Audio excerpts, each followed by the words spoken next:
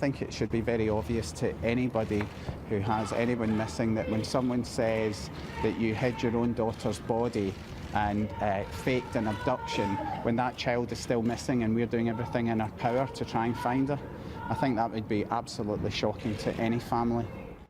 The breeze reached her before the truth did. She pushed the bedroom door, the same door she'd left only slightly ajar an hour earlier, and felt it swing too freely under her hand, pulled by a draft that had no business being there. The shutters were up. The window stood open to the dark. 2 small children slept on, undisturbed in their cots. But the third bed, the little one nearest the window, was empty. For a few seconds, she simply stood there, reaching for any explanation that wasn't the obvious one. That her daughter had crawled in beside her sister, that she was hiding, that at any moment a sleepy little face would appear and the world would right itself. She tore through the apartment, behind the curtains, under the beds, inside the wardrobes. Nothing, and then she was running, out into the warm night air, past the table where her friends were still finishing their wine, and the words that left her would be burned into the memory of everyone who heard. Them, someone's taken her, they've taken her. Within minutes, dozens of people were sweeping the resort in the dark, calling a little girl's name into a silence that refused to answer. Within hours, the story had crossed borders. Within days, her face, fair-haired, with that one distinctive fleck in her right eye, had become one of the most recognized faces on the planet. That night was more than 19 years ago. Since then, there have been thousands of reported sightings. One of the most expensive police investigations in British history. Suspects named and quietly cleared, theories raised and abandoned, excavations of remote reservoirs and sun-baked scrubland, and a prime suspect who was named to the world yet never charged, and who in the autumn of 2025 simply walked out of a German prison a free man. And still, after every one of those years, the question sits exactly where it sat the moment that bedroom door swung open. Where is she? Tonight, we go back to the beginning, to a quiet seaside town, an unlocked apartment, and 90 unaccounted-for minutes, and we walk through every theory, every suspect, and every uncomfortable question to ask what most likely happened to a little girl who vanished just days before her 4th birthday. Before we go further, a word of caution. This case centers on the disappearance of a young child, and at points it touches on genuinely disturbing crimes. Some of what follows may be distressing, so please look after yourself as you watch. If you're new here, consider subscribing. This channel exists to keep a light on the cold cases the world isn't allowed to forget. Tell us in the comments where in the world you're watching from. We love seeing how far these stories travel. And to everyone who has shared, liked, and commented along the way, thank you sincerely. You are the reason these cases keep reaching new people. You're the reason this channel keeps growing. Praia da Luz is a small resort town on Portugal's southern Algarve coast. Whitewashed buildings, a wide beach, and the easy quiet that draws families looking for a simple week in the sun. In the spring of 2007, the McCanns were one of those families. Kate and Gerry McCann were both doctors from Rothley, in Leicestershire. They had flown out with 7 friends and their children and booked into the Ocean Club Resort. With them were their 3 kids. 3-year-old Madeleine, just days short of her 4th birthday, and 2-year-old twins, Sean and Amelie. The group fell into a routine. Each evening they ate at the resort's tapas restaurant, about 50 meters from the McCann's ground-floor apartment, number 5A. Instead of hiring babysitters, the adults took turns walking back to check on the sleeping children, roughly every half hour. On the night of the 3rd of May, that simple arrangement would be picked apart more thoroughly than any of them could have imagined. Dinner began around 8:30 p.m. The children were already asleep, and the patio door was left unlocked to keep the checks quick. At about 9:05, Gerry made the first round. He noticed the bedroom door was open wider than he'd left it, looked in, saw all 3 children sleeping, and returned to the table, stopping to talk with another holidaymaker on the way. Around 9:15, one of the friends, Jane Tanner, walked back to check on her own child. As she passed the apartments, she saw a man crossing the road ahead of her, carrying a child who appeared to be barefoot and in pajamas. It didn't alarm her. Parents were always carrying drowsy children back from the kids' club. She rejoined the table. That man was never identified, and for years he would be one of the most disputed figures in the entire case. At about 9:30, it was Kate's turn, but Matthew Oldfield offered to look in on the McCann children while checking his own. He stepped into 5A and saw the twins in their cots. From the angle where he stood, he couldn't see Madeleine's bed. He reported back that all was quiet. That was the last moment the group believed the children were safe. At 10 p.m., Kate went over herself. The bedroom door, left ajar, was now wide open. As she crossed the room, a draft pulled at it. The shutters above Madeleine's bed had been raised and the window behind them pushed open. The twins were still asleep. Madeleine's bed was empty. Kate searched the apartment, then ran back to the restaurant. Within minutes, the dinner party scattered across the resort, calling her name. Within the hour, around 60 staff and guests were combing the grounds and the beachfront in the dark. The police were called. By daybreak, the search had found nothing. A 3-year-old had vanished from her bed in a busy resort, and the question that opened that night would outlast the investigation, headlines, and nearly 2 decades of searching. Where was Madeleine McCann? The response was fast. So were the first mistakes. Within hours, Portuguese police sealed the roads out of Praia da Luz, alerted border posts, contacted Spanish police, and flagged airports and ports. Their early theory was clear and, at the time, hopeful. Madeleine had been taken but was probably still alive, held somewhere within a few miles. By the 5th May, they had circulated a description of a suspect. But the apartment itself, the most important place in the entire case, was never properly protected. On that first night, friends, staff, and well-meaning searchers moved freely through 5A. Surfaces were handled, the scene disturbed. Whatever forensic evidence those rooms might have held was compromised before specialists arrived. It became one of the most damaging criticisms of the investigation, and one police later admitted. At the same time, the story was turning into something no one could steer.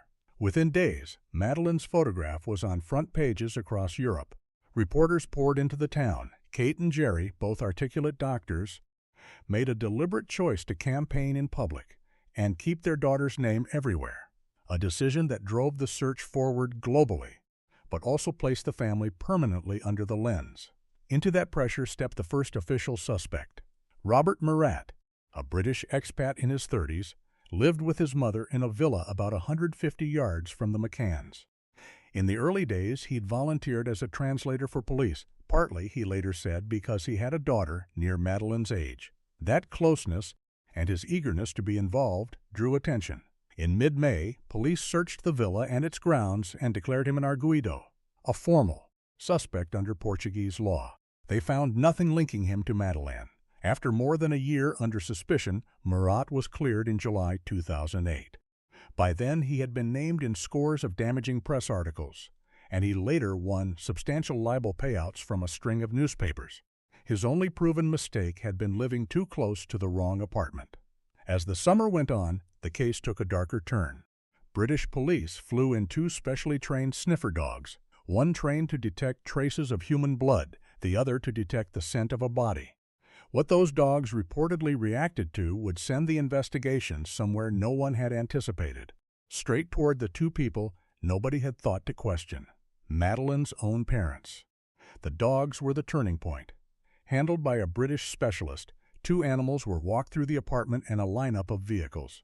Eddie, trained to detect the scent linked to human remains, alerted at 2 spots inside 5A and again at the McCann's hire car. Keela, trained to detect human blood, reacted in the same areas. Tellingly, the dogs responded only to locations and items connected to the McCanns, not to any other apartment or car. There was one glaring problem with the vehicle. The McCanns had rented the Renault Scenic on the 27th May, more than 3 weeks after Madeleine disappeared. If the dogs were right, investigators had to explain how traces linked to her ended up in a car the family didn't even possess on the night she vanished. For Portuguese investigators, that gap shaped a theory that Madeleine had died in the apartment, perhaps by accident, that her parents had concealed it, and that weeks later they used the hire car to move her, faking an abduction to cover their tracks. On the 7th of September 2007, police named Kate and Gerry arguidos, formal suspects in their own daughter's case. But the theory rested on forensics that never held. The samples went to the Forensic Science Service in Birmingham. The blood behind the sofa was degraded, and the DNA came back inconclusive.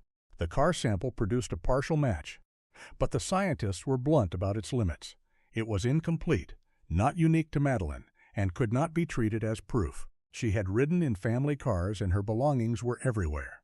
Contamination was plausible, and cadaver dogs, however well trained, are not infallible. The case against the parents also produced one of its most repeated details. Interviewed by police, Kate declined to answer 48 of 49 questions. To critics, it read as evasion. Her account was simpler, on legal advice, and as a formally accused suspect rather than a grieving mother, she refused to speculate on hypotheticals she had no way of answering. The human logic strained too. Kate and Gerry were both doctors. Madeleine was their first child, conceived through IVF after years of difficulty. The notion that two physicians could lose her by accident, then engineer a cross-border cover-up in a foreign country, under relentless scrutiny, with no car for weeks, asked a great deal of belief. In October 2007, lead detective Gonzalo Amaral was removed from the case after publicly attacking the British police. He went on to write a book blaming the parents, a claim that triggered years of libel litigation. And in July 2008, when Portugal shelved the case, the Argaido status was lifted from both Kate and Gerry. Neither was ever charged. For a while, the most investigated missing child case in Europe had no suspect at all. Cases like this stay open only because people refuse to let them be forgotten. If you think unsolved cases deserve that attention, take a second to subscribe. Every subscriber helps these stories reach the one person who might still be holding a missing piece. With the Portuguese file shelved in 2008, the official search effectively stopped. The McCanns did not. They kept Madeleine's case in front of the world, hiring private investigators, lobbying officials, and refusing every suggestion to step back. In 2011, after the family appealed to then Home Secretary Theresa May, Scotland Yard agreed to review the investigation. 2 years later, in July 2013, that review became a full inquiry of its own, Operation Grange. It was enormous in scope. Detectives combed through phone records, witness statements, and travel data, building a list of hundreds of people of interest and narrowing it to a smaller group of genuine suspects. In 2014, British and Portuguese officers searched scrubland on the edge of Praia da Luz, working it over methodically. They found nothing useful. The cost became a story in itself. By 2024, Operation Grange had spent more than £13.2 million, making it one of the most expensive police investigations in British history. Critics called it money poured into a case that would never close. The Home Office kept funding it regardless, trimming the team year by year to a handful of part-time officers, and the investigation is still open. Today, 18 years on, the sightings, meanwhile, never stopped. Over the years, Madeleine was reported across Portugal, Spain, Morocco, and far beyond. Thousands of tips came in, none held up. To keep the public's memory sharp, investigators released age progression images, computer-generated portraits of she might look at 9, then older still. A toddler frozen in a single holiday photograph was quietly aged year by year into a child no one had ever met. For a long time, the inquiry moved sideways. Constant activity, no breakthrough. Then, in 2020, its center of gravity shifted hundreds of miles north to Germany.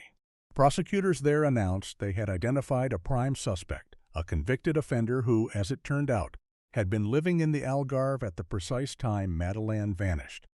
For the first time in more than a decade, investigators had a name they were prepared to stand behind. His name was Christian Brückner. Christian Brückner had been hiding in plain sight for years. A German national, he drifted into Portugal's Algarve in the mid-1990s and stayed on and off until 2007, the same stretch that ended with Madeleine's disappearance. He worked odd jobs in the food trade and funded himself.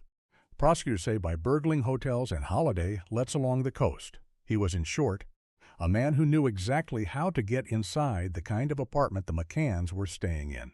His record is what made investigators take him seriously. As a teenager in Germany, he was convicted of a child sexual offense. Later came drug convictions and possession of child abuse images.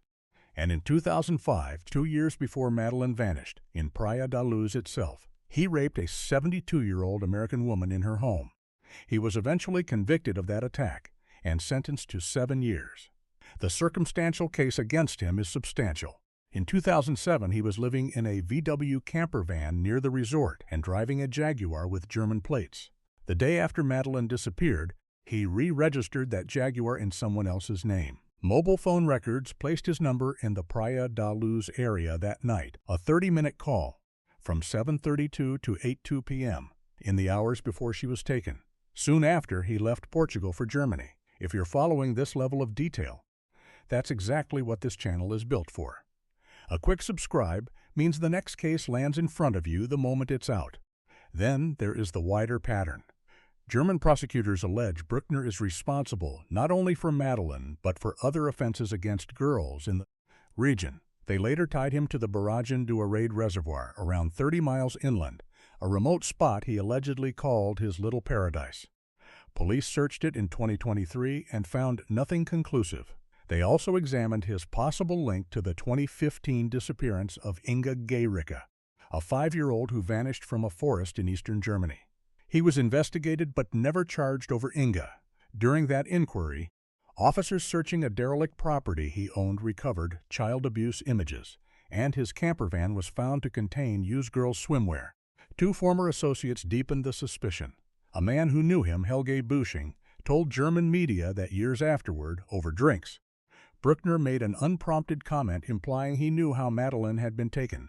And in 2024, former cellmate Lourenço Coden testified that Brückner had described abducting a young girl in Portugal through an open window while looking for money, then leaving the area once police and dogs arrived. Both accounts are disputed. Neither has been tested as proof, and Coden's reliability in particular has been challenged. Yet the legal reality has never caught up to the suspicion.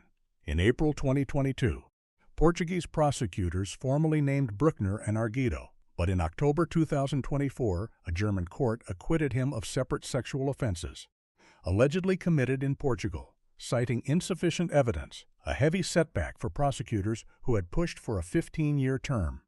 He has consistently denied any role in Madeleine's case and put forward an alibi. That he was elsewhere that night, with a companion he says could confirm it. Then, on the 17th of September 2025, having served his sentence for the 2005 rape, Christian Brückner walked free, fitted with an electronic tag. The prime suspect in the most famous missing child case in the world was no longer behind bars, and had still never been charged over Madeleine McCann. His release did not close the investigation. By 2026, British detectives were reported to be working on a route to charge him in the UK, a step that would hinge on the case being treated as a murder. Strip away 19 years of noise, and only a handful of explanations remain. The first is a burglary that went wrong. The apartment was on the ground floor, unlocked, in a resort anyone could walk into. A thief looking for cash could have come through the window and left with a child instead. It works on entry, but stumbles on logic. Most burglars flee a waking child rather than carry one away. The second is an organized abduction, a child taken to order, perhaps for a couple unable to have their own. It's the theory that fueled 1,000 reported sightings, yet nothing has ever supported it.